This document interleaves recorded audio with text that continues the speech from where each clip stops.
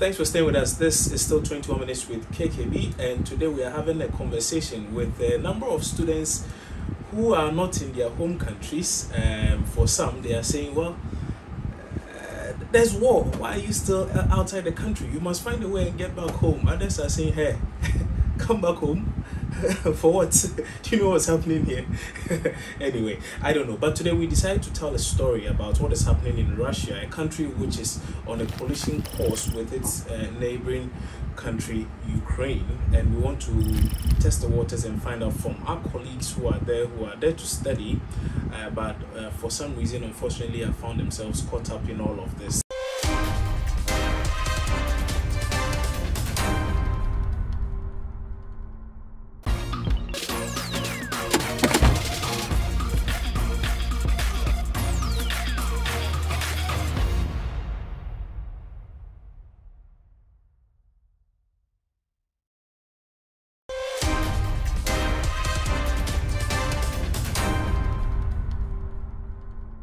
We have three people in Russia, all the way in Russia, several kilometers and miles away from here. And due to technology, they are able to join us for this conversation. So let me not say much. Let me quickly introduce my guests for today. We have Helen Selom Wohui, who is a Ghanaian based in Russia now. She's a student there. Selom, thanks for joining us for this conversation. We also have a Nigerian. In fact, no, there are two Ghanaians. So let me finish with the Ghanaians and then we go to the Nigerians. There's another Ghanaian also based in Russia who's joined us for this conversation. Kunde Festus Kasung is also a Ghanaian based in Russia. Kunde, thank you for going to join this conversation. We're really grateful. Thank you very much. And Uzo Chuku. Uzo is from our neighbors, those we disciplined a few weeks ago, you know. Uzo, how are you doing? I am good, thank you so much. Right. I'm doing well, thank you. Let's start with you, Uzo. They say the last shall also be the first, so you were the last person I introduced. Hopefully you're the first to give us an answer as to why you are in, first and foremost, who you are and why you find yourself in Moscow and not in Ibadan, Nigeria. Okay, I came into Moscow last year. I'm a scholarship student in Moscow. Okay. So, yeah, I came to study. Kunde, let me come to you. How is Russia like right now? What is happening in Russia even? As I speak to you and as I see photos, in fact, from what I compare on the internet as to what is happening around the borders and in Ukraine, Kiev and the like, I see a sharp contrast in Russia. I don't know if I'm right though, but you tell me, what is the situation like in Russia? I can only speak for where I am currently. Okay. I'm currently in Stavropol State, which is south of the Russian country itself. Okay. I would say everybody or everything is going normally as usual. Business as usual. Everybody gets up, go to work, do whatever their daily task gets them to do. Those that are going to, let's say, school are going to school, students are going to school. I'm talking about even people that are like in the primary school, like high school and stuff. People that are working, restaurants are open. Everything is basically normal. There are a few changes that I would say occurred after we heard about sanctions. Okay. But as to the war or something, I would say there's nothing like that going on here. Okay. Because we see photos from the internet. People send us photos from Ghana. Like, hey, what is Putin doing? Why is he just causing this problem? Are you even safe over there? What's happening? I'm like, everything is normal. I just came back from class maybe 2 hours ago. Okay. I'm preparing for my tax so that I can study a bit for tomorrow as well. Everything is as usual, as it's supposed to be. The few changes that I could say has occurred are No, we'll come to the sanctions and the effect it's having on those of you who are there now. We'll come to that in a bit, but I just wanted to have a fair idea what the situation was on the ground, and I think you've given me a very, very good account of that. Thank you for that. Uzo, Niger people know they worry you say come back house now. Matago fi up in where you dey. Are your people not overly worried about you living in a country which is on a collision with another country? I wasn't worried initially when the crisis started because then Russia was still calm and Russia is still calm. But, people are at home and from the projections on the news and everything. So everybody started panicking and my family started calling and not just me, like every other person. So they kept calling, they were worried. My mom kept calling, my dad kept calling, everybody kept calling, when are you coming back? When are you coming back? Are you not making plans to leave and all of that? But to me, I kept telling them that nothing is going on. Everything is calm here. Everything is almost normal.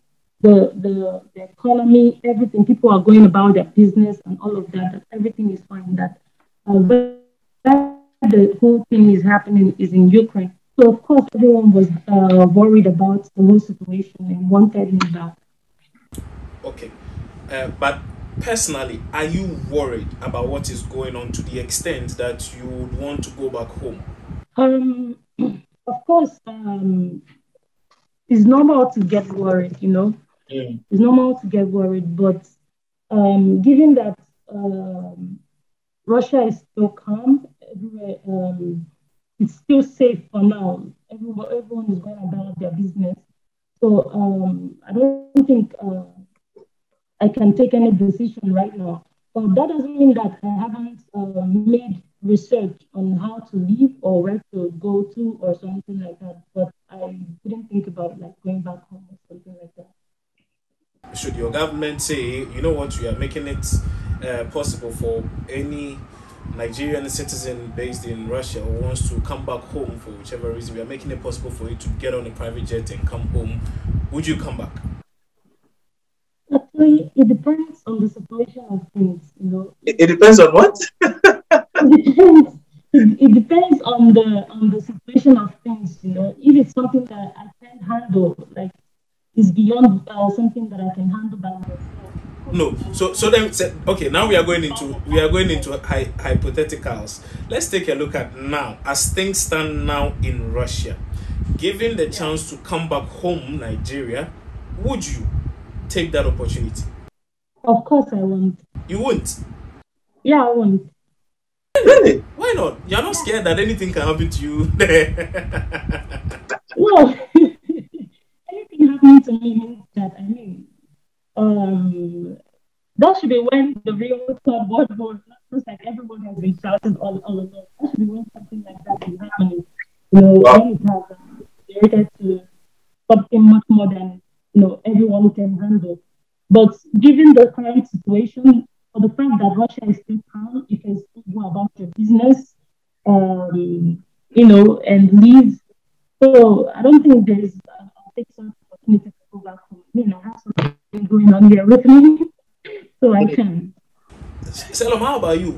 Given the chance, would you come back home, or you still think Russia is a better option to Ghana anyway? Of course, even Ghanaians are suffering now and they are crying. But anyway, let me not be biased in asking this question. So, given the chance, would you come back home? You mean now? Yes, now, today. No, I don't think I want to come back. You don't think you want to come back? Yeah, I think even as now, Russia is still safer than coming to Ghana. Yeah, since I came to Russia, I felt so safe. Let's talk about the weather. So serene and all that. Yes, the weather is very good for your skin. Aside from that, you don't hear robbery cases. You can go out and come back at 12 a.m., walk around. Nobody attacks you. Like in Ghana, you go to church and you are even coming back at 6:30 p.m. and you are scared that someone will just catch you, slap you, and take your phone and all that. So yeah, I still think Russia is a better option. Right. coming back to Ghana or going to Nigeria, yeah, where jollof is not even nice. That's an interesting one. That's an interesting one. Okay, let me hear from Festus. Festus, let's take a look at some of the things happening in Russia now. Taking a look at the sanctions and the effects. The ruble has lost value by I think close to about 50% or so. There's an issue also when it comes to. In fact, we're reading about shortage of items at a point in time that even in some of the marts around, there were no toilet paper. There was shortage of goods and the like. Today, in fact, some weeks ago, we were told a number of companies had decided to pull out and not work in Russia. Food companies, beverage companies, and the like. Netflix announced same. Today, I was reading a report on that which suggested, well, it's having a bit of an impact on Netflix and the like. How much of a challenge are these things, these sanctions? How much of a problem is that being for you, those of you who are there now studying or applying your trade or whatever? I would say it's in a way some of the information that we're given are true, and some of them I haven't experienced them or heard of them anywhere in Russia here.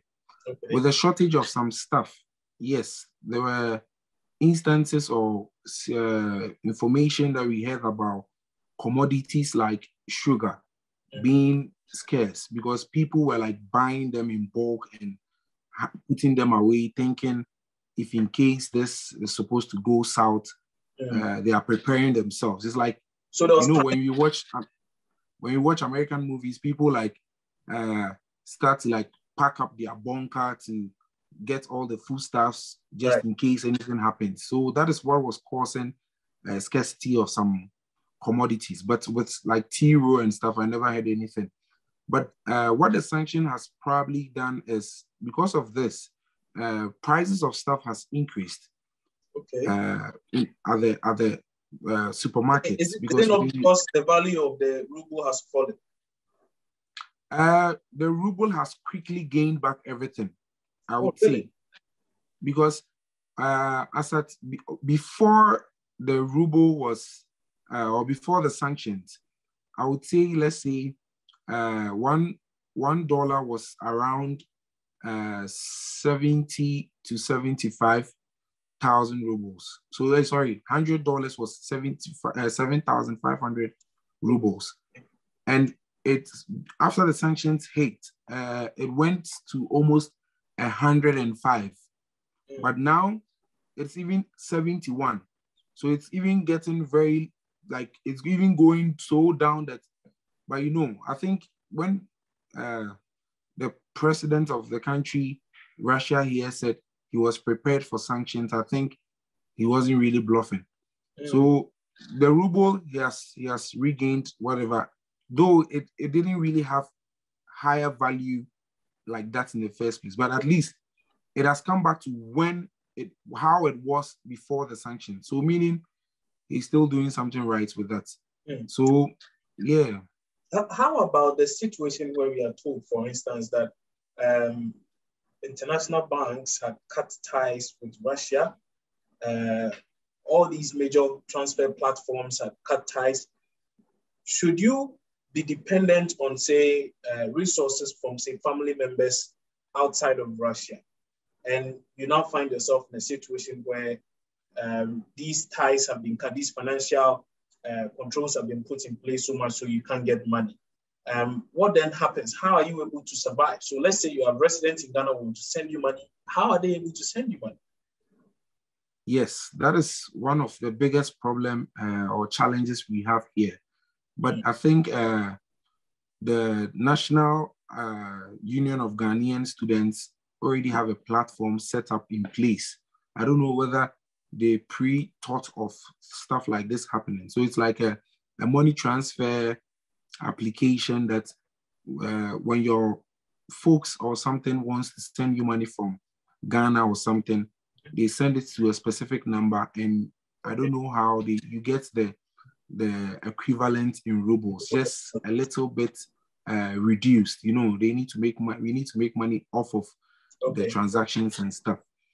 But I think with this particular banks pulling out and stuff, it has caused an economic strike on the country, definitely, because as a scholarship student, the embassy right now is finding some difficulties on how to even transfer funds to scholarship students. Right.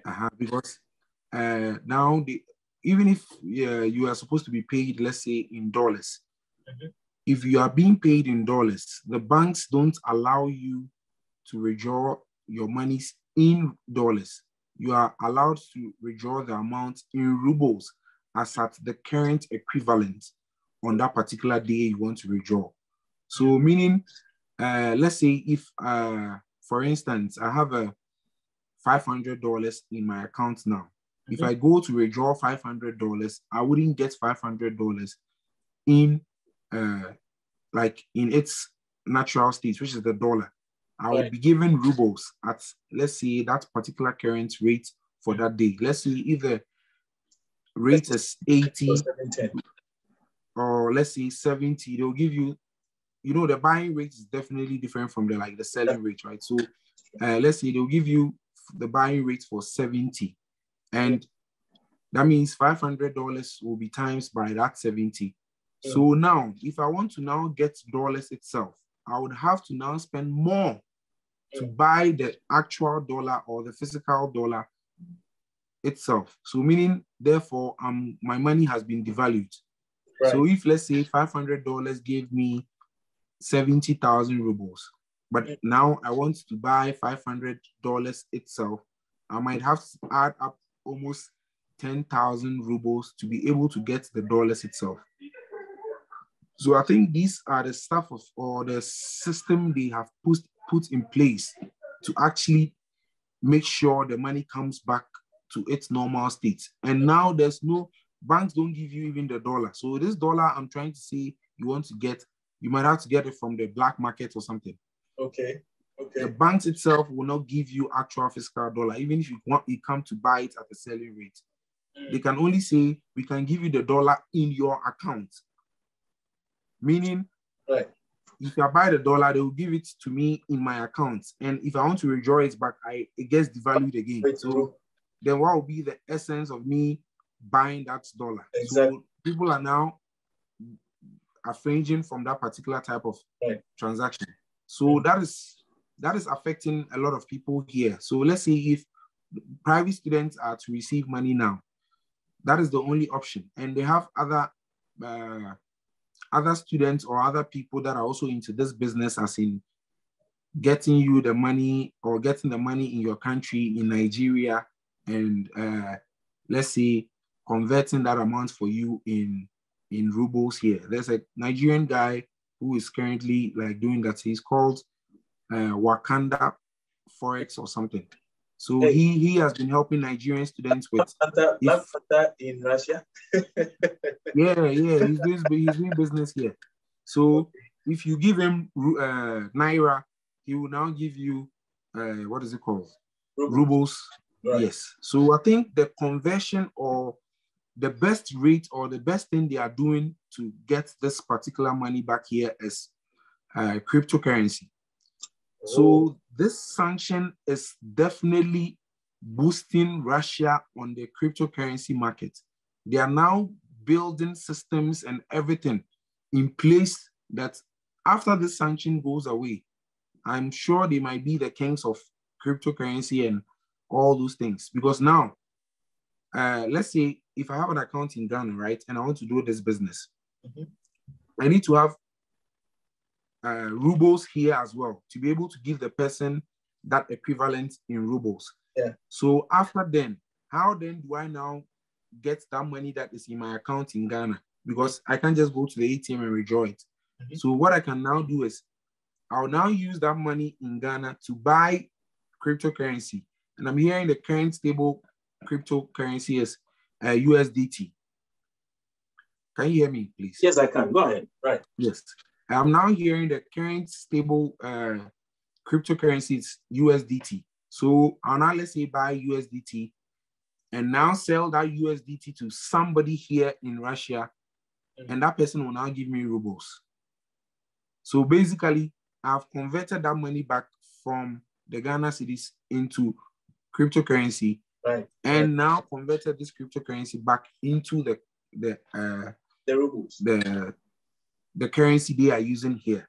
Yeah. So that is now the transaction, or how people are now getting, let's say, funds from outside Russia. Yes. That's it. That's a good one. That's a good one. Let me come to the ladies, right? I'll try and finish with the ladies, and then come back to you, Uzo, for Festus, for a quick wrap of this. I think maybe we should start with Selo. Selo, well, you have studied in Ghana all these years. You now find yourself in a different environment, unfamiliar territory and the like. How would you say the experience has been? How long have you been in Russia, though? Since December. Okay, so that's roughly 6 months there, about 5-6 months there, about. Okay. Not really, like 4 months. Yeah. Okay. Yeah. Okay, that's good. So how has the experience been for you, especially? And what are your plans? Should your how do we call it, your program of study be over? What are your plans? Uzo, I'll be coming to you next with a similar question, so begin to think of it. On Niger people, they wait.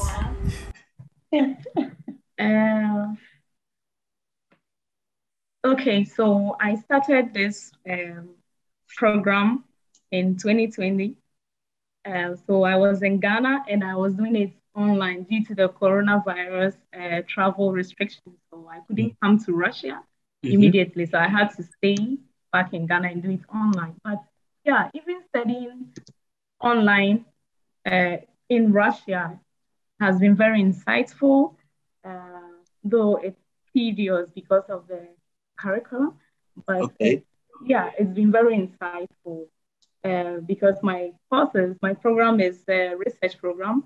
And then when I came here, I had little to do. I was done with coursework in December. So I don't have classes. I did my internship recently.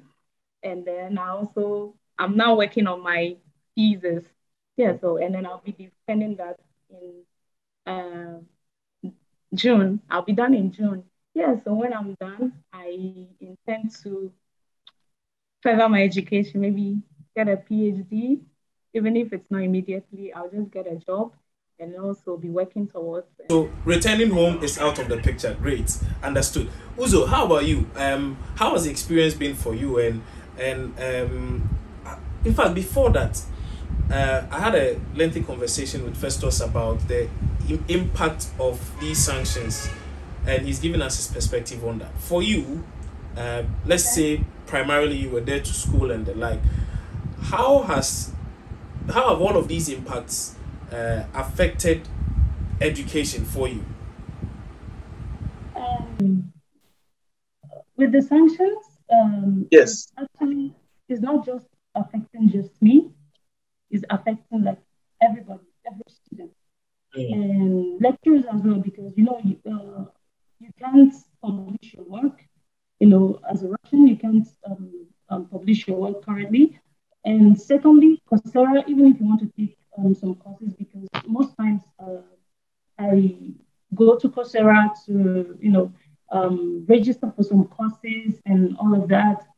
Some websites are down because we don't have access to those websites anymore. And these websites are as well helpful for research and all of that. So given the current situation of things right now, it's actually going to be difficult with trying to do your research work, back up your studies and all of that is actually going to be tough.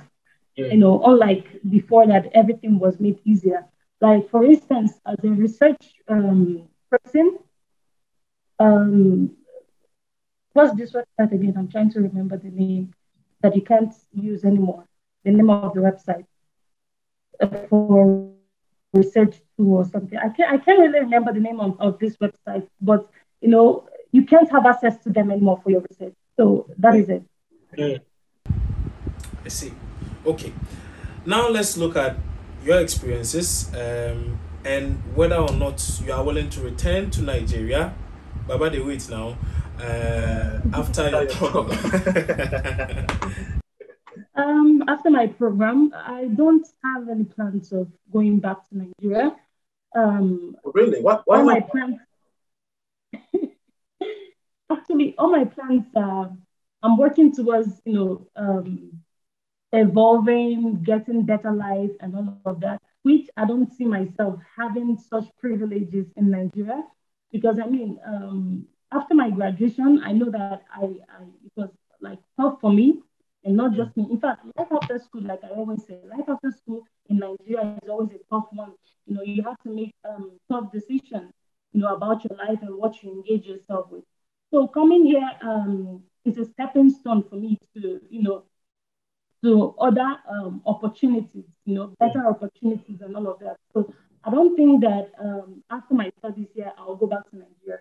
The two things involved is either I further here in Russia or get a job, or I, leave to somewhere else. So these are my plans. Yeah. Okay. All right. I think I can understand you. First, how about you? Any interesting plans? Surprise me, because the two ladies have not surprised me. I'm a medical student, so definitely I plan on going back to my country to actually serve, because the main reason I even wanted to do medicine was because of what I think the country was lacking. I'm not saying I'm going to be the #1 doctor in Ghana, definitely, but I think there are some things we can learn here that I think we can use to improve the system there.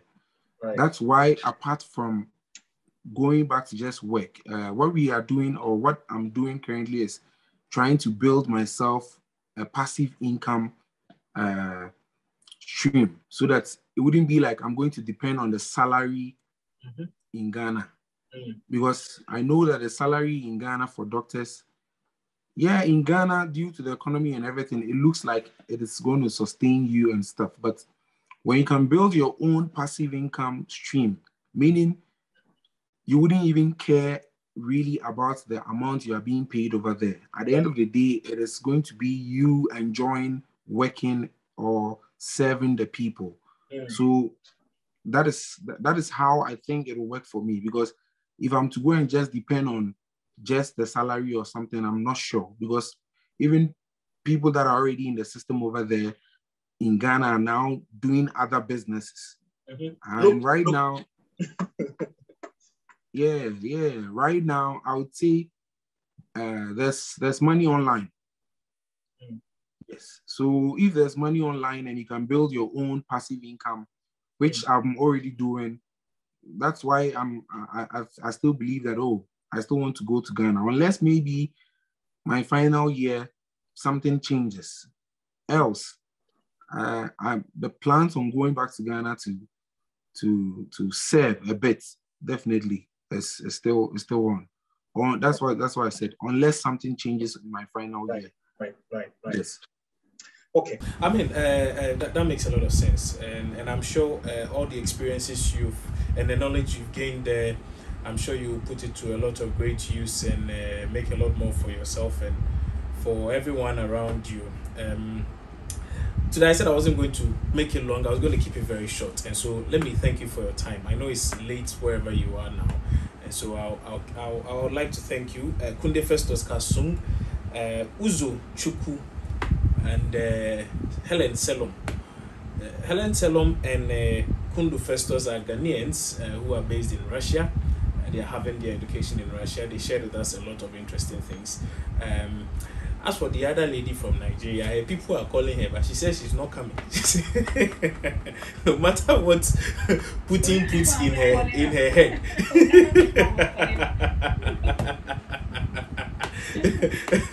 She's not returning to Nigeria anytime soon. Ladies and gentlemen, thank you so much for your time on the show today. It's really been a pleasure having you, and those have been my guests on 21 Minutes with KKB right here. My name is Kwabna Chenche Heneboate. It's been a pretty interesting conversation, We are only hopeful that whatever situation is currently happening, for which reason, you know, people on the other side of Russia, people around the borders, people in Ukraine, people in Kiev and the like are having to endure a lot of pain and hurt. We are hoping that that situation will come to a close soon enough, and citizens of Russia, citizens of Ukraine, citizens of other countries who find themselves in Russia now will be safe and sound, and will not have to suffer any more than they already have. I hope this interview has been enlightening. Apparently, most of the things that were out there in the media early on don't seem to be the case from our discussion with these 3 students in Russia. But of course, we'll try and dig deeper into this conversation and get you some more. We have a build interview with some students from Ukraine, which we'll be sharing with you also in a short while. But for now, though, again, my name is Kwabena Chencheni. Many thanks for watching. I'll see you soon again, hopefully with another guest you're expecting.